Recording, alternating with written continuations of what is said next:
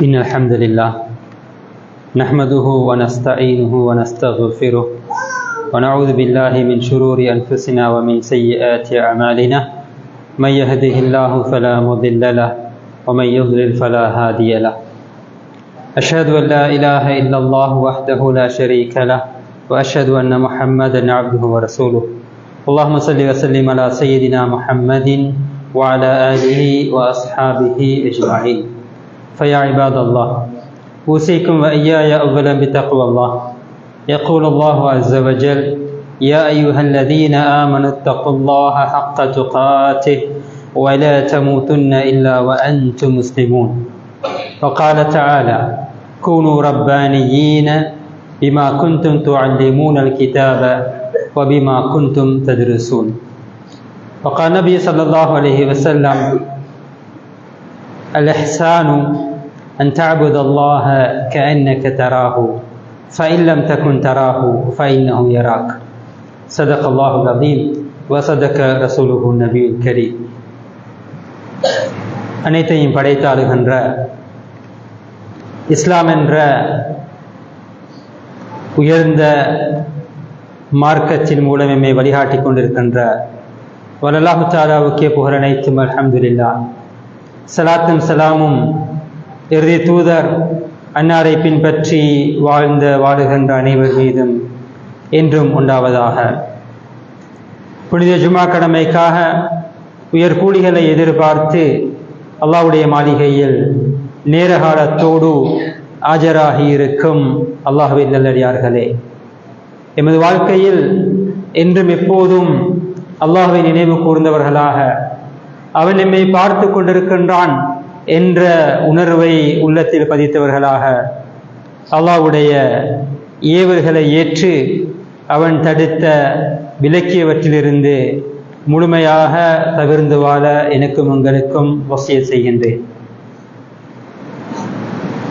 அன்புக்குரிய அல்லாஹ்வின் நல்லடியார்களே, நாங்கள் எங்களுடைய உலக வாழ்க்கையில் அல்லாஹுவை சார்ந்திருக்க வேண்டும். திருமறையில் அல்லாஹு தஆலா கூனு ரப்பானியின், நீங்கள் ரப்பை இறைவனை அல்லாஹ்வை சார்ந்தவர்களாக இருங்கள் என்று சொல்கிறான். அவன் இந்த பிரபஞ்சத்தை படைத்து ஆளுகின்றவன், அனைத்து சக்திகளும் அதிகாரமும் கொண்டவன், தான் நினைத்ததை குன் ஆகு என்ற வார்த்தை மூலம் சாதிக்கின்றவன். ரப்புல் ஆலமீன் அகிலத்தாரின் இரட்சகன். அவன் இந்த பிரபஞ்சத்தை திட்டமிட்டு படைத்தான்.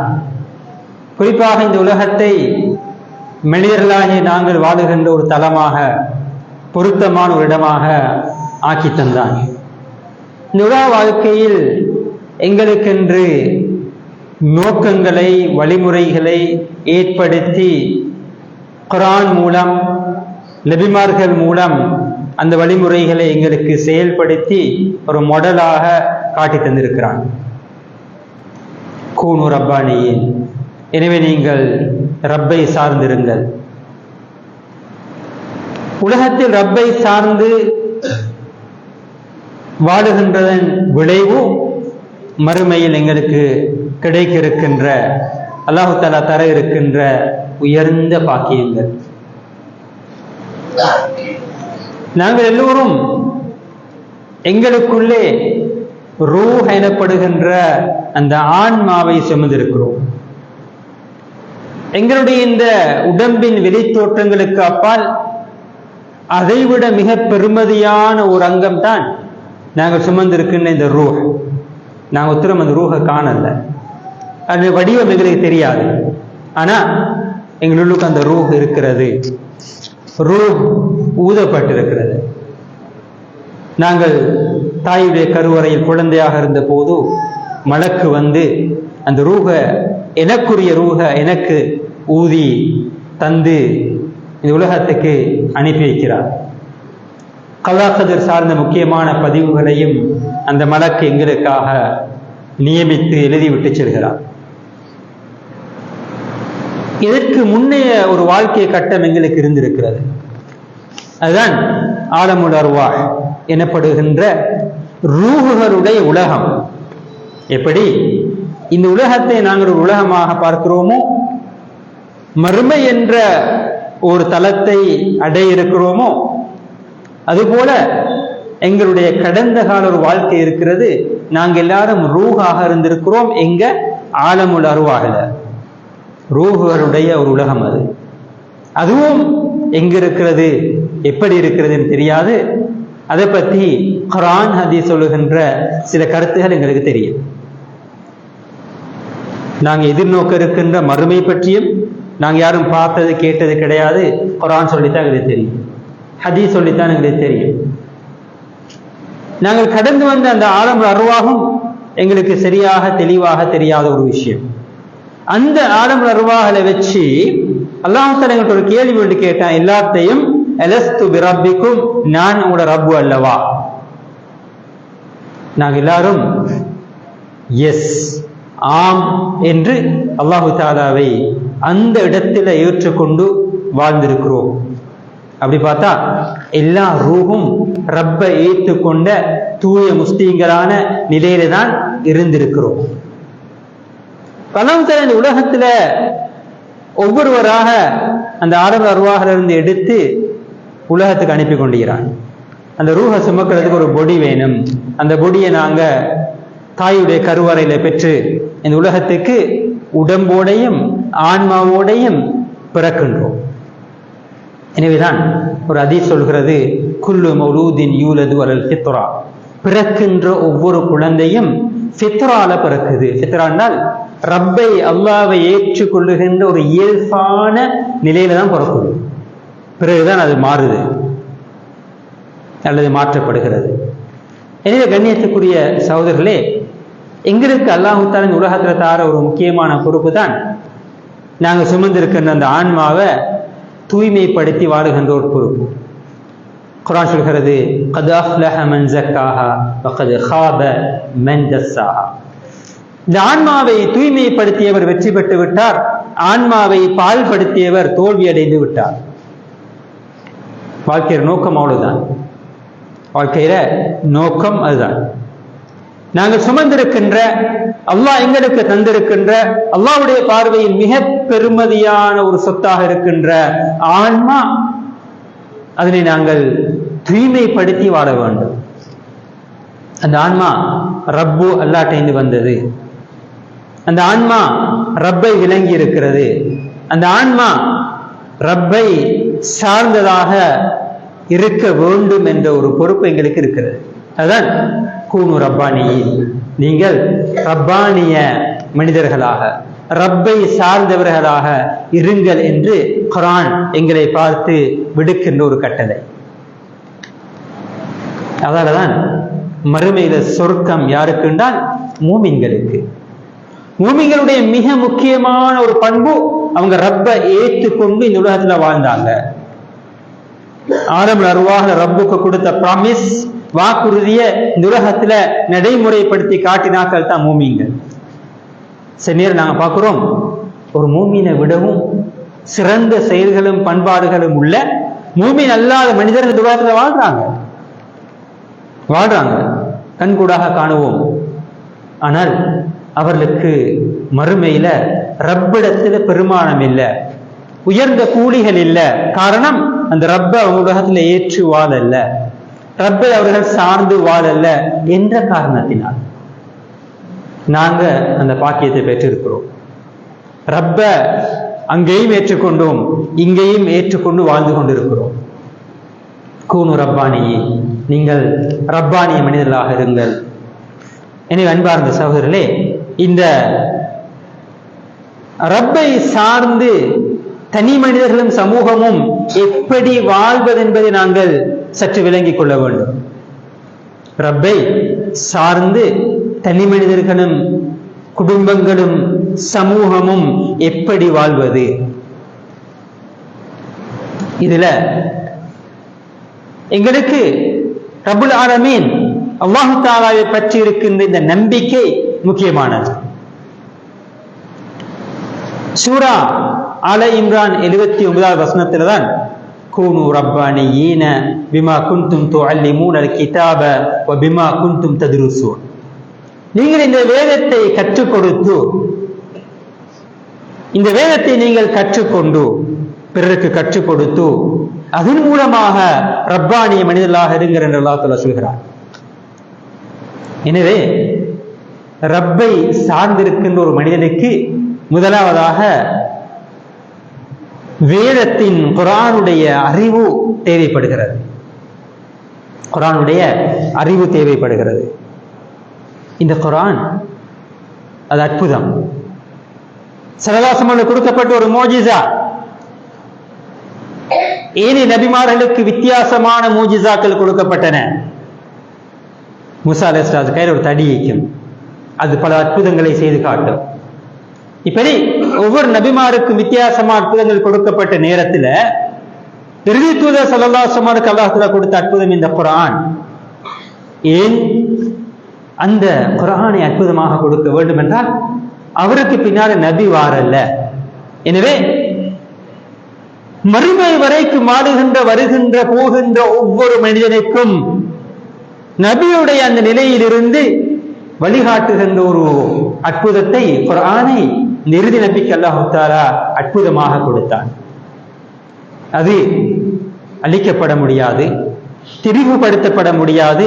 அதனை பாதுகாக்கின்ற பொறுப்பையும் அல்லாஹ் தஆலா ஏற்றுக்கொண்டிருக்கிறார். எனவே நீங்கள் ரப்பானிய ரப்பை சார்ந்த மனிதர்களாக இருக்கணுமா, குர்ஆனை படிங்க என்று அல்லாஹ் தஆலா சொல்கிறான். அந்த குர்ஆன் அடுத்தவர்களுக்கு கற்றுக் கொடுங்க அல்லாஹ் தஆலா சொல்கிறான். எனவே ஒரு தனி மனிதன் தன்னை ரப்பானியாக ரப்பை சார்ந்தவனாக மாற்றிக்கொள்ள வேண்டுமா, குர்ஆனை படிங்க என்று அல்லாஹ் தஆலா சொல்கிறான். ஒரு சமூகத்தை ரப்பானிய சமூகமாக மாற்ற வேண்டுமா,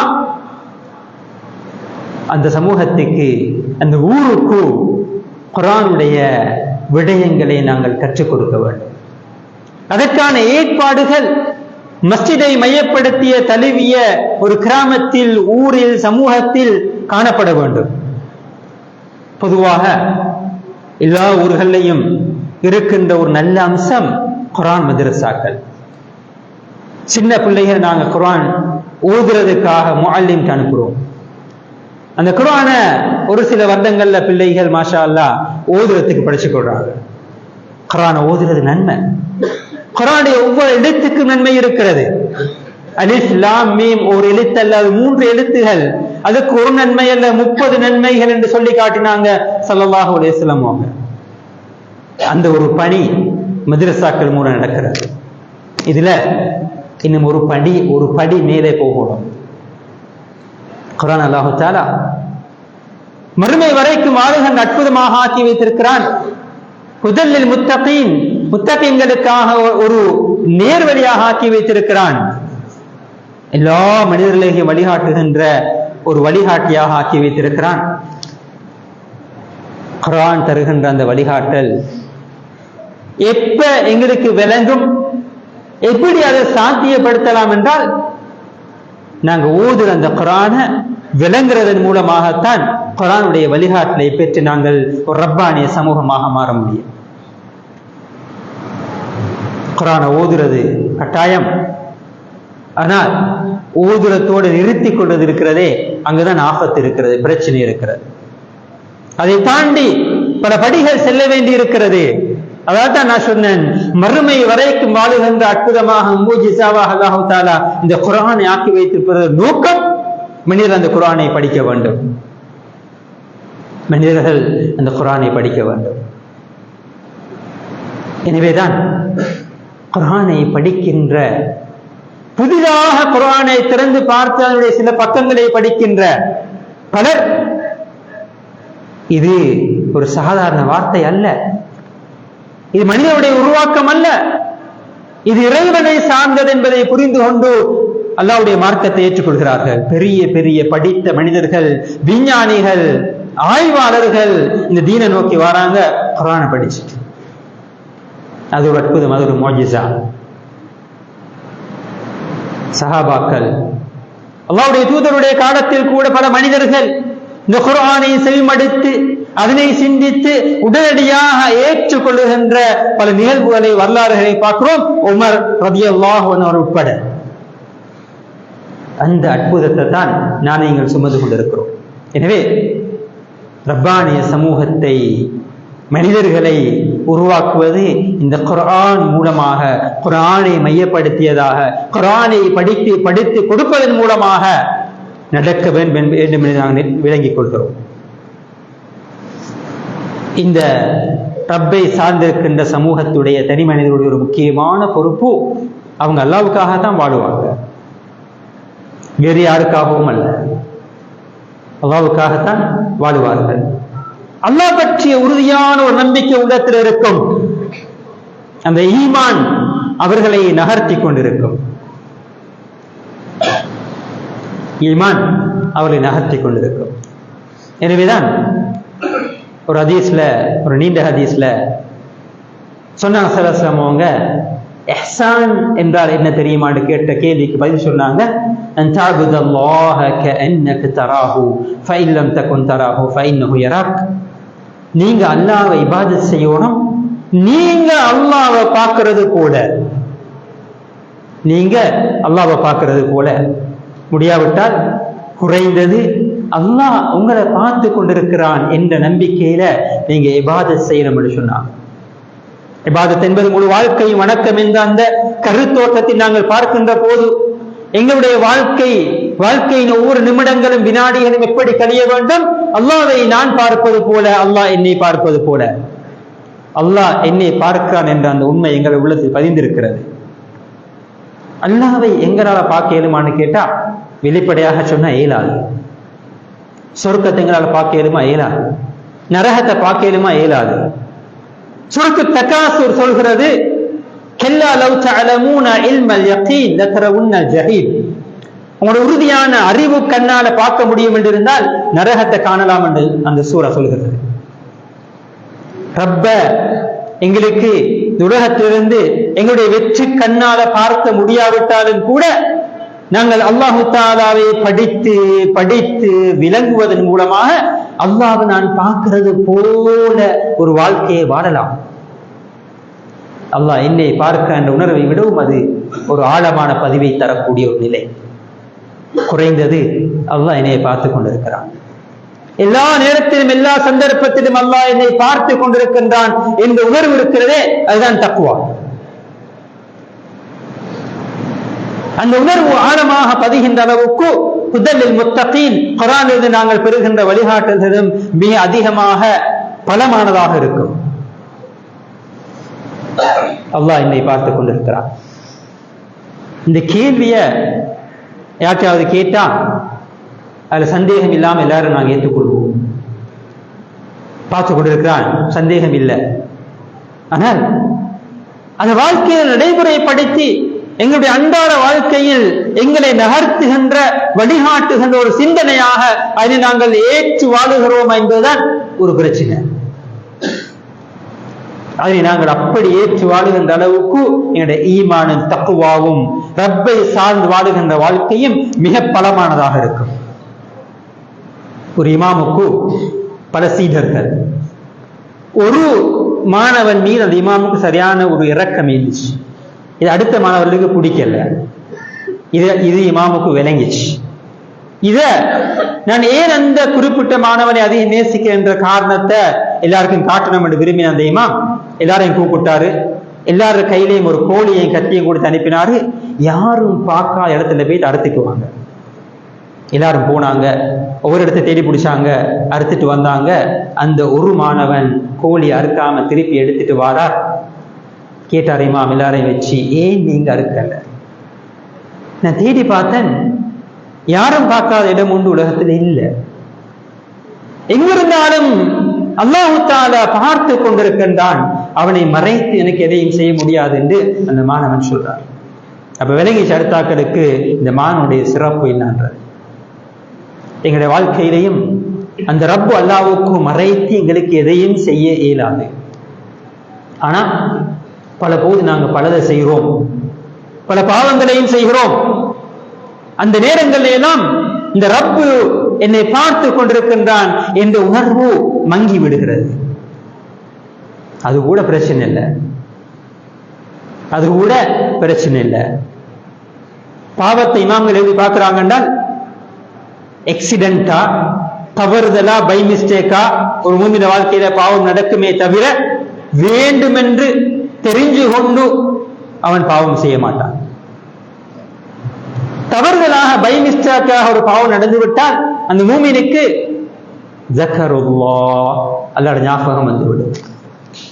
அல்லாஹ்ட ஞாபகம் வந்துவிடும். ஃபஸ்தக்ஃபரு லிதுனூபிஹிம், தங்களுடைய பாவங்களுக்காக அல்லாஹ்ட்ட இஸ்திக்ஃபார் செஞ்சு மன்னிப்பு கேட்பாங்க. ரப்பு அல்லாஹ்வை விட மன்னிக்கிறதுக்கு யாருமே இல்லை என்று குர்ஆன் சொல்கிறது. அல்லாஹ் தஆலா எங்களை மலக்குகளாக எதிர்பார்க்கல, பாவமே செய்ய மாட்டார். அது மலக்குகளோட பண்பு. மனிதனாக இருந்தால் சில தவறுகள் நடக்கலாம். தவறு நடக்கின்ற போது கூட அந்த ஈமான் எங்களை உறுத்தும், ஈமான் உணர்வு எங்கிட்ட வேலை செய்யும். அவசரமாக இஸ்திக்ஃபார் தௌபாவை நோக்கி நாங்கள் மீண்டு அந்த பாவத்தை விட்டு விலகி ரப்பு அல்லாஹ்வை நோக்கி நன்மையை நோக்கி பயணிக்கின்ற பாதையில் எங்களோட வாழ்க்கையை தொடருவோமே தவிர பாவங்கள்ல, தவறுகள்ல, பிரச்சனைகள்ல தொடர்ச்சியாக நாங்கள் ஈடுபட மாட்டோம். இது ரப்பானிய மனிதருடைய சமூகத்தில் ஒரு முக்கியமான பண்பாக இருக்கிறது. அவங்க எதை செய்தாலும் அல்லாஹ்வுக்காகவே செய்வார்கள், அல்லாஹ்வுடைய திருப்திக்காகவே செய்வார்கள். அடுத்தவருடைய பெயரும் புகழும் பாராட்டும் எனக்கு கிடைக்க வேண்டும் என்பதற்காக செய்ய மாட்டார்கள். எனவே யார் ஏசினாலும் தூற்றினாலும் அவர் நன்மையை செஞ்சு கொண்டே இருப்பார், அவர் நன்மையை செஞ்சு கொண்டே இருப்பார். ரப்பானிய சமூகத்தின் அல்லாஹ்வை சார்ந்திருக்கிற மனிதருடைய ஒரு முக்கியமான மற்றொரு பண்பு, அவர் அடுத்தவர்களுக்கு நன்மை நாடுவார், தீமையை நாடமாட்டார். அடுத்தவர்களுக்கு நன்மை நாடுவார், சமூகத்துக்கு நன்மை நாடுவார். உலகம் சார்ந்த நன்மைகள், மறுமை சார்ந்த நன்மைகள், அதை அவர் அடுத்தவருக்கு நாடுவார்.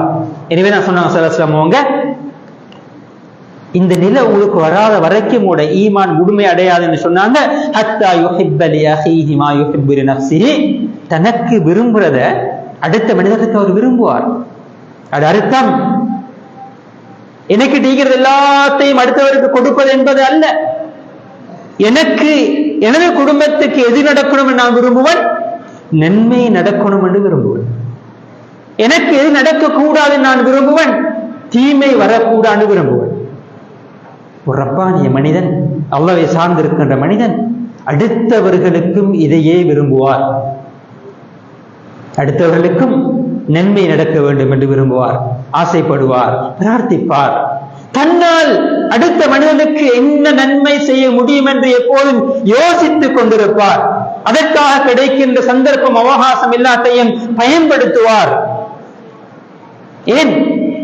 அவருக்கு தெரியும், அவருக்கு தெரியும் அஹப்புன் நாஸி இலல்லாஹ், அல்லாஹ் தஆலாவிடத்தில் சிறந்த விருப்பத்துக்குரிய மனிதர் அன்ஃபஉஹும் லின்னாஸ், மனிதர்களுக்கு மிகவும் பயனளிக்கக்கூடிய மனிதர் என்பது அவருக்கு தெரியும். நீ ரப்புடைய விருப்பம் தனக்கு கிடைக்கணுமா, நான் நட்பை சார்ந்தவனாக இருக்கணுமா? அடுத்தவர்களுக்கு, தான் வாழுகின்ற சமூகத்துக்கு, சூழலுக்கு, மனிதர்களுக்கு மட்டுமல்ல பிராணிகளுக்கும் விலங்குகளுக்கும் தாவரங்களுக்கும் அவர் நன்மை பயப்பவராக இருப்பார். அல் முஸ்லிமு மன் சலிம அல் முஸ்லிமூன மின் லிசானிஹி வ யதிஹி. உண்மையான முஸ்லிம் யார் தெரியுமா? அவரது கரத்திலிருந்து, நாவிலிருந்து அடுத்தவர்கள் நிம்மதியாக வாழுவார்கள். அவருடைய கரத்தால், நாவால் அடுத்தவனுக்கு எந்த பிரச்சனையும் வராது. சுப்ஹானல்லாஹ். இது ரப்பானிய மனிதருடைய, ரப்பை சார்ந்த மனிதருடைய, தனி மனிதருடைய, சமூகத்துடைய பண்பு. தொழுது விட்டோம், நோன்பு பிடித்து விட்டோம், அல்லாஹ்வுக்கான அடிப்படை இபாதத்துகளை எல்லாம் செய்து விட்டோம் என்பது மட்டுமல்ல, மஸ்ஜிதில் அவர் எப்படி இருக்கிறாரோ அதே மாதிரி பஜார்ல மீட்பார், வியாபாரத்திலே மீட்பார், குடும்பத்திலே மீட்பார், அவருடைய கம்பெனியிலே மீட்பார், அவருக்கு கீழே வேலை செய்யற ஆக்களோடையும் அவர் அப்படித்தான் நீப்பார், மனைவி மக்களோடையும் அப்படித்தான் நீப்பார். எப்படி மஸ்ஜிதில் எப்படி அழகாக இருக்கிறாரோ, அல்லாஹ்க்கு கட்டுப்பட்டு இருக்கிறாரோ, அல்லாஹ்வை நினைக்கிறாரோ, அந்த வாழ்க்கை சமூக வாழ்க்கையிலே முகத்தை வெளிப்படும். ஏன்? ரப்பு அல்லாஹ் பார்த்து கொண்டிருக்கிறான், அவனுக்கு மறைச்சனுக்கு எதையும் செய்ய இயலாது. ஏன்னா இந்த செயலுக்கு பின்னால அல்லாஹ்வுடைய திருப்தியும் கூலியும் எனக்கு கிடைக்கணும் என்ற அந்த உயர்ந்த நோக்கம். அடுத்தவர்கள் பார்த்தாங்களா இல்லையா, பாராட்டினாங்களா இல்லையா, நான் இதை செஞ்சா எனக்கு ஒரு பெயர் கிடைக்குமா இல்லையா, இது அவரோட நோக்கம் இல்லை. ரப்பு ஏற்றுக்கொண்டா, கபூலாய் கொண்டா போதும். இப்ராஹிம் அலைஹிஸ்ஸலாம் தன் மகனோடு சேர்ந்து காபாவை நிர்மாணிச்சு முடிச்சதுக்கு பின்னால கேட்ட துஆ, தகப்பல் மின்னா, யா அல்லாஹ் இதை ஏற்றுக்கொள்வாயாக, இதை ஏற்றுக்கொள்வாயாக என்று துஆ கேட்டாங்க. ஸல்லல்லாஹு அலைஹி வஸல்லம் அவர்கள் தஅவா பணியுடைய இறுதி கட்டத்துல லட்சக்கணக்கான சஹாபாக்கள் தங்களுக்கு முன்னால் கண்ட நேரத்துல அல்லாஹ் சஹாபாக்களை பார்த்து கேட்டார்கள், அலாஹல் பல்லக்து, நான் எத்தி வைத்து விட்டேனா, இந்த பணியை சரியா செஞ்சேனா சொல்லுங்க. எல்லா சஹாபாக்களும் ஆம் என்று சொன்ன போது அல்ஹம்துலில்லாஹ் என்று கூட சொல்லல, அல்லாஹ்ட்ட கரமேந்தி துஆ கேட்டாங்க, அல்லாஹும்ம ஷஹத், யா அல்லாஹ் இதற்கு நீயே சாட்சியா இருப்பாயாக என்று 3 தடவை துஆ கேட்டாங்க ஸல்லல்லாஹு அலைஹி வஸல்லம். அல்லாஹ்ட கபூல், அல்லாஹ் ஏற்றுக்கொள்ளணும் இந்த வாழ்க்கைய அடிப்படை வணக்கங்களை மட்டுமல்ல, முழு வாழ்க்கையையும், வாழ்க்கை நடக்கின்ற ஒவ்வொரு செயல்பாட்டையும், என்ற தொழிலையும், என்ற குடும்ப வாழ்க்கையையும், எல்லாத்தையும் அல்லாஹு தஆலா ஏற்றுக்கொண்டு மறுமையில் எனது மீசானை அலங்கரிக்கின்ற கூலிகளாக, நன்மைகளாக மாற்றித் தரும். இதான் ஒரு ரப்பானிய, ரப்பை சார்ந்து வாழுகின்ற மனிதனுடைய, சமூகத்துடைய பண்பு. இந்த விதத்தில் அந்த சமூகங்கள், ஊர்கள் உருவாக்கப்படும் என்றிருந்தால் யோசிச்சு பாருங்க, எவ்வளவு அழகான ஒரு சூழல் நாங்கள் காணேருமாக இருக்கும். ஸல்லல்லாஹு அலைஹி வஸல்லமோட மதீனாவை நாங்க சொல்றோம் ஒரு முன்மாதிரி மிக்க இஸ்லாமிய கிராமமாக அது இருந்துச்சு நாங்க சொல்றோம். அங்கு மனிதர்கள் அடுத்தவர்களை மதித்து வாழ்ந்தார்கள், உதவி செய்து வாழ்ந்தார்கள்.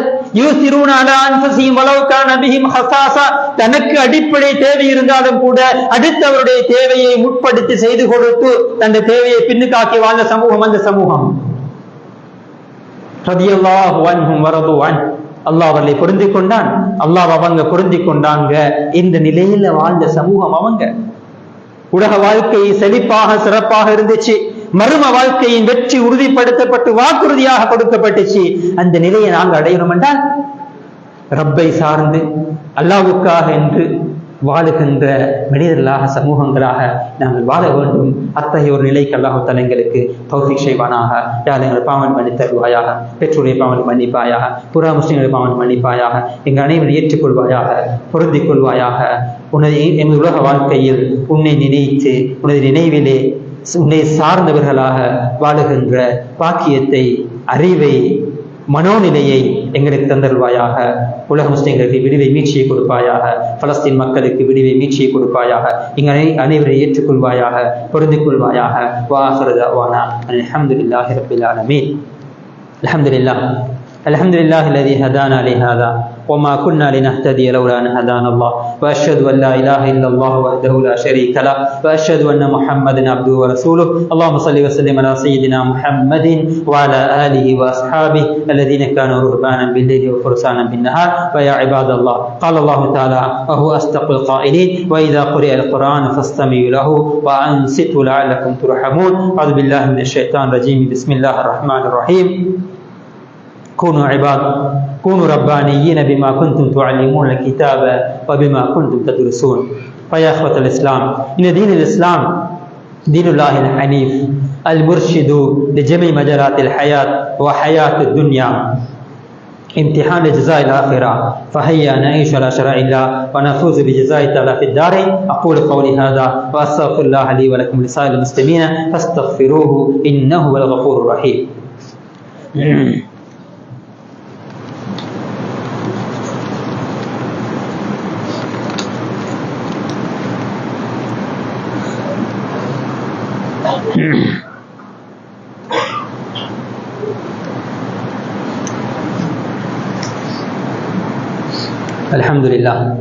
الحمد لله حمدا كثيرا كما أمر، وأشهد أن لا إله إلا الله وحده لا شريك له، وأشهد أن محمدا عبده ورسوله. اللهم صل وسلم على سيدنا محمد وعلى آله وأصحابه أجمعين. فيا عباد الله أوصيكم وإياي أولا بتقوى الله، فإن التقوى تنجيكم من عذاب أليم. فإن قال الله تعالى إن الله وملائكته يصلون على النبي يا أيها الذين آمنوا صلوا عليه وسلموا تسليما.